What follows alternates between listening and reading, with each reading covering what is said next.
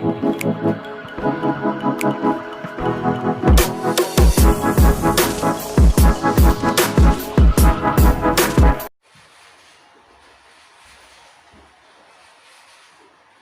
assalamualaikum warahmatullahi wabarakatuh.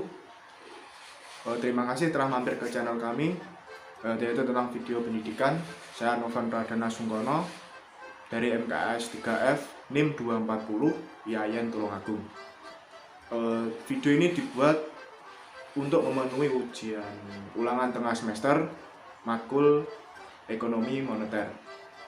Kami dari kelompok 2 kelas MKS 3F akan membawakan judul konsep uang dalam perspektif Islam. Kelompok kami terdiri dari 3 orang, saya dan 2 teman saya. Dan sebelum kita melanjutkan ke sesi berikutnya, tolong klik like dan subscribe. Plus kalau bisa komentar, kritik, saran dimasukkan semuanya ke kolom komentar agar channel ini bisa berkembang. Sip.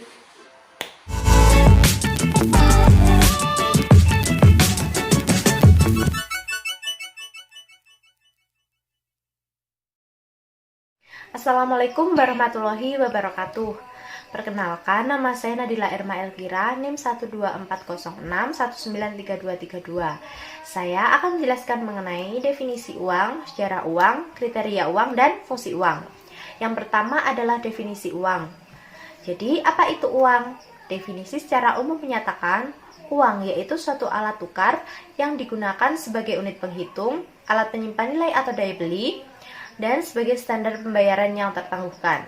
Sedangkan dalam ekonomi Islam, uang berasal dari kata al-nahdu nuhud yang memiliki beberapa makna, yaitu al-nahdu yang berarti yang baik dari dirham, menggenggam dirham, dan juga al-nahdu yang berarti tunai.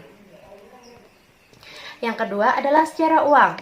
Jadi sebelum manusia mengenal uang, ada tahap-tahap yang mereka lalui sebelum mereka memakai uang seperti sekarang loh. Jadi apa aja tahapnya? Yang pertama, memenuhi kebutuhannya dengan usaha sendiri. Dikarenakan produksi yang dihasilkan ternyata tidak cukup untuk memenuhi kebutuhannya, maka beralihlah ke sistem barter. Jadi sistem barter itu adalah suatu proses transaksi tukar-menukar barang dengan barang. Ternyata dengan sistem ini dinilai juga tidak cukup efektif, akhirnya beralih lagi ke logam atau dinar dirham. Pada masa ini timbul kesulitan lagi dikarenakan uang logam emas dan perak jumlahnya terbatas, sedangkan transaksi semakin berkembang, hingga diciptakanlah uang kertas yang dipakai hingga saat ini. Uang kertas pada mulanya merupakan bukti kepemilikan emas dan perak yang berperan sebagai alat atau perantara transaksi. Karim menegaskan bahwa pada masa Rasulullah Shallallahu Alaihi Wasallam, uang yang digunakan oleh umat Islam adalah dinar emas Romawi dan dirham perak Persia.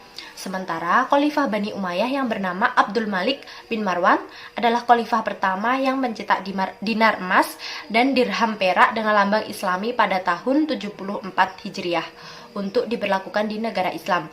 Pemerintah Islam sudahnya melanjutkan kebijakan percetakan uang Islam ini, tapi uang kertas mulai beredar dan berlaku di banyak wilayah Islam pada akhir Daulah Utsmaniyah sekitar tahun 1922.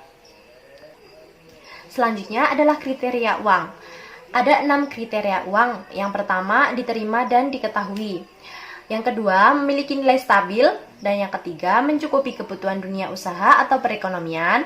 Yang keempat, mudah dibawa dan disimpan. Yang kelima, tahan lama. Dan yang keenam, mudah dibagi atau dipecah. Kemudian yang terakhir, fungsi uang. Jadi fungsi uang ada 3. Yang pertama, sebagai alat tukar dan pembayaran. Yang kedua, sebagai alat satuan nilai. Dan yang ketiga, sebagai alat pembayaran tertunda. Nah, untuk materi yang selanjutnya akan dijelaskan oleh teman saya. Silakan. Saya Zulfi Nur Saadah, NIM 12406193237. Saya akan melanjutkan penjelasan materi mengenai jenis-jenis uang. Pada perkembangan perekonomian saat ini, uang tidak hanya diartikan secara sempit, yaitu uang yang diciptakan oleh Bank Indonesia, melainkan dalam arti yang lebih luas, uang mencangkup alat likuid lainnya. Jenis-jenis uang diantaranya yaitu uang primer. Uang primer ini sering kita kenal dengan uang inti atau uang dasar. Uang primer ini adalah uang kertas, uang logam, maupun cek yang dicetak oleh bank sentral.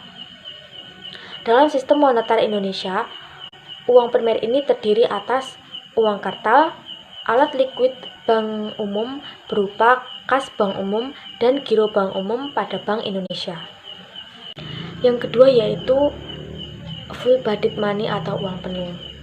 Nilai uang dikatakan sebagai uang penuh apabila nilai yang tertera pada uang tersebut sama nilainya dengan bahan yang digunakan, atau dengan kata lain nilai nominalnya sama dengan nilai intrinsiknya. Jadi jika uang tersebut terbuat dari emas, maka nilai uang tersebut sama nilainya dengan emas yang dikandungnya. Untuk yang ketiga yaitu token money atau uang tanda. Uang tanda adalah apabila nilai yang tertera pada uang tersebut lebih tinggi dari nilai intrinsiknya atau bahan yang digunakan. Sebagai contoh, untuk membuat uang Rp1.000, pemerintah membutuhkan bahan dengan harga atau senilai Rp750. Perlu diketahui mengenai perbedaan antara token money dan full bodied money. Dari segi definisinya yaitu bisa diketahui jika token money itu yaitu nilai materinya jauh lebih rendah dibanding nilai nominalnya. Sedangkan full bodied money ini nilai materi dan nominalnya itu sama. Yang keempat, uang kertas. Uang kertas adalah uang yang terbuat dari kertas dengan gambar dan cap dan merupakan alat pembayaran yang sah. Menurut Undang-Undang Nomor 23 Tahun 1999 tentang Bank Indonesia, yang dimaksud dengan uang kertas adalah uang yang berbentuk lembaran yang terbuat dari bahan kertas maupun bahan lainnya yang menyerupai kertas. Ada alasan mengapa uang kertas ini dipilih sebagai bahan pembuatan uang. Yang pertama yaitu sifat kertas yang ringan dan mudah untuk dibawa kemana-mana. Yang kedua, biaya pembuatan uang kertas ini relatif murah dibanding ongkos pembuatan uang logam. Yang ketiga, persediaan kertas yang dimiliki oleh pemerintah relatif banyak, sehingga jika sewaktu-waktu pemerintah ingin menambah jumlah uang, maka tidak akan kesulitan untuk mendapatkan bahan baku tersebut. Yang kelima, uang giral. Uang giral ini adalah uang yang diciptakan oleh bank-bank umum. Uang giral ini tercipta akibat semakin mendesaknya kebutuhan masyarakat akan adanya alat tukar yang lebih mudah, praktis, dan aman. Uang giral ini berupa simpanan atau tabungan pada bank berupa giro atau rekening koran yang dapat diambil sewaktu-waktu dengan cek, giro, dan telegraphic transfer. Yang ke-6 yaitu uang kuasi. Uang kuasi ini memiliki kemiripan dengan uang. Uang kuasi ini dianggap kekayaan yang cukup likuid, di mana dalam waktu dekat dapat diuangkan di bank. Contoh dari uang kuasi yaitu deposito berjangka, tabungan, dan obligasi pemerintah.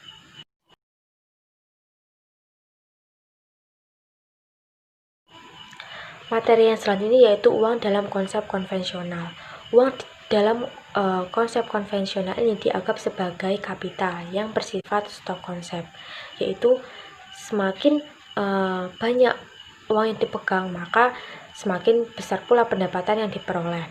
Dalam pandangan ini, uang dianggap sebagai komoditas, sehingga nilai uang akan semakin bertambah walaupun tidak digunakan untuk modal usaha. Pertambahan nilai uang ini diperoleh dari mana? Pertambahan uang ini diperoleh dari bunga, sehingga bunga mempengaruhi pertumbuhan perekonomian dalam konsep konvensional. Oke, Assalamualaikum warahmatullahi wabarakatuh. Nama saya Novan Pradana Sungkono, NIM 240. Saya akan melanjutkan penjelasan tentang uang dalam Islam. Yang tadi kan konsep uang dalam konvensional, sekarang saya jelaskan tentang uangnya itu dalam Islam. Menurut Islam sendiri, uang itu adalah full konsep, yaitu Islam itu tidak mengenal motif kebutuhan uang untuk spekulasi karena tidak dibolehkan. Uang adalah barang publik milik masyarakat. Karenanya kalau ada penimbunan uang tersebut, jumlah uang yang beredar akan berkurang kan. Lalu bila diibaratkan dengan darah di dalam tubuh, jika tubuh tersebut kekurangan darah akan terjadi stagnasi. Lalu pelanggaran yang dilakukan orang-orang sekarang itu seperti mengedarkan uang palsu maksudnya. Mengedarkan uang palsu tersebut berdosa besar karena mereka mengedarkan uang palsu, lalu eh, dosanya tersebut akan terus terulang setiap kali uang palsu itu dipergunakan dan akan merugikan siapapun yang menerimanya dalam waktu yang lama atau dalam waktu yang lebih panjang. Dalam ilmu ekonomi tradisional didefinisikan sebagai alat tukar yang dapat diterima secara umum. Lalu alat tukar itu berupa benda apa saja yang dapat diterima oleh setiap orang di masyarakat dalam proses pertukaran barang dan jasa. Jadi kalau dulu kan belum uang itu sebenarnya sebagai tanda bukti saja, pengganti emas dan perak yang sah, karena persediaan emas dan perak tersebut terbatas di seluruh dunia, jadi digantikan oleh uang, dan uang sendiri itu adalah bukti kalau kita mempunyai emas dan perak, persediaan emas dan perak di bank.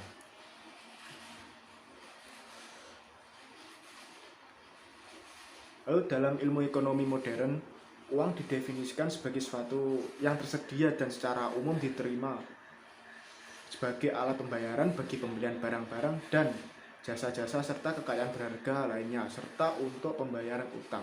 Dan beberapa ahli mendefinisikan kalau uang itu sebagai alat penunda pembayaran. Uang adalah faktor strategis dalam berfungsinya sistem finansial manapun. Status, nilai, peran, dan fungsi yang dalam keuangan Islam berbeda dari keuangan konvensional. Islam mengakui manfaat uang sebagai media pertukaran. Nabi Muhammad SAW pun sangat senang menggunakan uang ketimbang barter. Oke, materi selanjutnya yaitu apa dan perbedaan time value of money dan economy value of time. Yang pertama adalah time value of money. Time value of money tersebut bisa didefinisikan atau penjelasan singkatnya, konsep yang menerangkan bahwa nilai uang pada saat sekarang lebih berharga jika dikomparasikan di masa yang akan datang. Sehingga dengan waktu yang terus berjalan, nilai nominal uang harus ditingkatkan agar nilai realnya sama. Konsep ini menganggap bahwa nilai uang harus selalu bertambah, atau konsep ini tidak peduli dengan cara-cara untuk menambahkan uang tersebut. Maka dari itu konsep itu bisa disebut atau bisa dicap sebagai riba. Lalu ada dua alasan munculnya konsep ini. Yang pertama adalah presence of inflation. Presence of inflation sendiri yaitu adanya tingkat inflasi sehingga menjadi dasar perbedaan nilai waktu uang. Dan kedua, prevents present consumption to future consumption. Misal tingkat inflasinya 0, sehingga dengan uang 1.000 seorang bisa membeli 5 potong kue sekarang maupun tahun depan. Lalu yang selanjutnya yaitu pembahasan tentang economic value of time. Economic value of time sendiri adalah konsep yang menyatakan waktu, khususnya yang produktif. Maksudnya waktu itu yang produktif, yang bisa dibuat untuk produktif waktunya, akan menghasilkan dan menambahkan nilai ekonomi.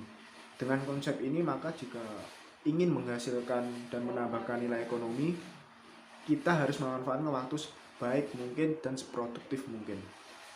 Biasanya konsep ini menggunakan konsep revenue sharing atau profit sharing yang akan sangat berdampak pada tingkat nisbah yang menjadi perjanjian pada kontrak kerjasama.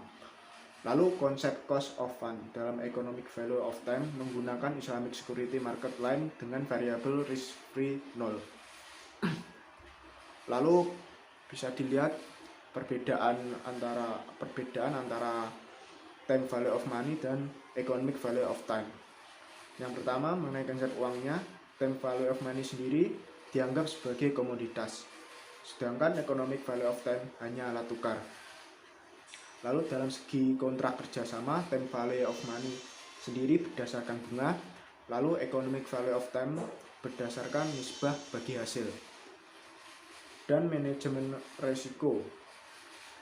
Kalau time value of money tadi, manajemen resikonya tidak peduli dengan resiko usaha. Dan economic value of time mempertimbangkan resikonya dari hasil musyawarahnya tadi sama. Lalu orientasi, dari segi orientasi, time value of money-nya berorientasi kapitalisme, sedangkan kalau economic value of time semangat gotong royong dan risk sharingnya. Lalu tujuannya sendiri, time value of money itu kesejahteraan dunia saja, sedangkan yang economic value of time itu kesejahteraan dunia dan akhirat, atau bisa disebut falak. Oke, demikian presentasi dari kelompok kami tentang konsep uang dalam perspektif Islam. Bagi kalian yang masih bingung, bisa tanya-tanya di kolom komentar, atau bahkan bisa memberikan kritikan, saran atau tanggapan tentang kelompok kami tadi yang mempresentasikan tentang konsep uang dalam Islam tadi. Bagi yang belum mengklik like dan subscribe, yuk klik tis. Siap. Demikian presentasinya bisa saya akhiri ya. Wassalamualaikum warahmatullahi wabarakatuh. Siap. Top.